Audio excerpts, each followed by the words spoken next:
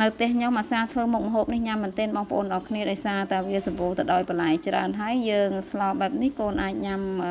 ទឹកសឡបានទៀតនិយាយទៅកូនក្មេងគាត់អត់សូវចូលចិត្តញ៉ាំក្រៀមមកបងប្អូនអញ្ចឹងមានតែស្លោទឹកសឡឲ្យគាត់ញ៉ាំនឹងឯង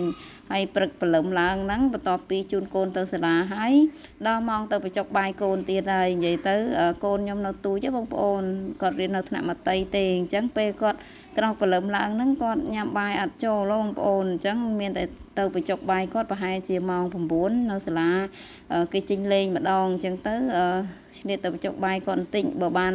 ទៅបញ្ចុកបាយគាត់អញ្ចឹងបងប្អូនអរគ្នាគឺគាត់ញ៉ាំបានច្រើនមែនទែនដោយសារតែម៉ោងហ្នឹងគឺម៉ោងគាត់ហេវហើយអញ្ចឹងចិត្តមិនដាច់ទេថាអត់ចង់ទៅបញ្ចុកទេប៉ុន្តែបើថាអត់ទៅទេគឺអាណិតគាត់បងប្អូនចាខ្លាចគាត់ហេវគាត់គោពោះអីអញ្ចឹងណាបងប្អូនអរគ្នាដោយសារតែពេលព្រឹកព្រលឹមឡើងហ្នឹងគាត់បានញ៉ាំអីទៅទេហើយណាមួយដាក់ដោះគោដាក់នំអីទៅហ្នឹងគាត់អត់សូវបានញ៉ាំដែរឲ្យតែមកផ្ទះវិញឆែកកាបូបគឺនៅសល់ពេញកាបូបតែម្ដងអញ្ចឹងមានតែឆ្លៀតពេលទោះរវល់យ៉ាងណាក៏ទៅបញ្ចុកបាយគាត់បន្តិចទៅ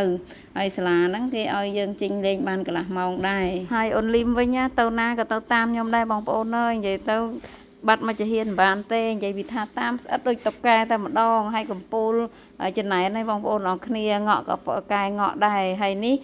ពេលបងគេចូលទៅរៀនវិញគេចង់រត់លេងទៀតហ៎ហើយខ្ញុំថាអ្នកគ្រូបិទទ្វារអ្នកគ្រូអត់ឲ្យចូលរៀនទេមានណាបងប្អូនអើយងក់រត់ទៅ100 200ម៉ែត្រតែម្ដងបងប្អូនអរគ្នាដូចឃើញក្នុងវីដេអូហ្នឹងអញ្ចឹងនិយាយទៅកំពូលងក់លេខ1តែម្ដងគាត់ពួកអីគាត់កំពុងរត់លេងសប្បាយហើយស្រាប់តាបងចូលរៀនស្ងាត់ឈឹងអស់ហើយគ្រូបិទទ្វារថ្នាក់ទៀតងក់យោតែម្ដងបងប្អូនអរគ្នាហើយនេះហើយខ្ញុំទាញទៅផ្ទះវិញក៏អត់ចង់ទៅដែរនិយាយទៅគាត់លេងសប្បាយគាត់ចង់ទៅមកនៅសាលាទេហើយប្រហែលជាឆ្នាំក្រោយអីហ្នឹងដាក់ឲ្យគាត់ចូលរៀនដែរព្រោះអីឥឡូវហ្នឹងគាត់នៅអាយុតូចពេកហ៎បងប្អូនអរគ្នាអញ្ចឹងអត់ទាន់បានដាក់ចូលទេណាមួយអូននៅតូចពេកសាលាអត់ទាន់ទទួលទេដល់តែគ្រប់អាយុ3ឆ្នាំបានសាលាទទួលហើយបន្ទាប់ពីបងចូលរៀនហើយនាំគាត់ដើរទៅផ្ទះវិញគាត់អត់ចង់ទៅទេបងប្អូនអរគ្នាឃើញបងគេលេងបាល់អញ្ចឹងគេលេងបាល់នៅនឹងឯងនិយាយទៅអូនគាត់ចូលចិត្តកន្លែងណាសាលាអញ្ចឹងដោយសារតែនៅផ្ទះខ្ញុំនៅមកល្វែងអត់មានទីធ្លាអីលេងត្រឹមត្រូវដូចកន្លែងទីធ្លាសាលាអញ្ចឹងទៅគាត់ដូចថាអបសុកបងប្អូនអរគ្នាហើយពេលគាត់បានឃើញកន្លែងណាសាលារត់លេងសប្បាយអញ្ចឹងក៏អត់ចង់ទៅវិញសោះតែម្ដងបងប្អូនហើយបន្ទាប់ពីមកពីផ្ទះវិញហ្នឹងគឺយើងចាប់ផ្ដើមមកស្លហើយបងប្អូនអរគ្នាថ្ងៃនេះខ្ញុំស្ងោរស្អំដាក់ផ្សិតដាក់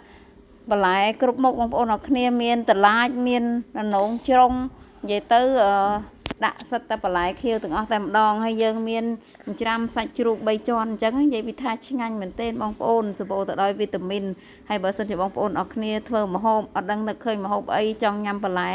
ម្ហូបមុខនេះត្រូវបាច់តែម្ដងបងប្អូនអើយនិយាយពីថាជាតិហើយរសជាតិសាបអញ្ចឹងឆ្ងាញ់មែនទែនហើយយើងបានញិចដាក់ជាមួយនឹងទឹកត្រីម្ទេសហិលមកបងប្អូនអរគ្នាហើយកូនយើងទូចហ្នឹងក៏គាត់ញ៉ាំបានដែរហើយគ្រាន់តែទឹកពុះហ្នឹងខ្ញុំដាក់បន្លែចូលទៅហើយតែប៉ុណ្្នឹងមកពុះខ្ញុំបលត់ភ្លើងហើយនិយាយទៅខ្ញុំអត់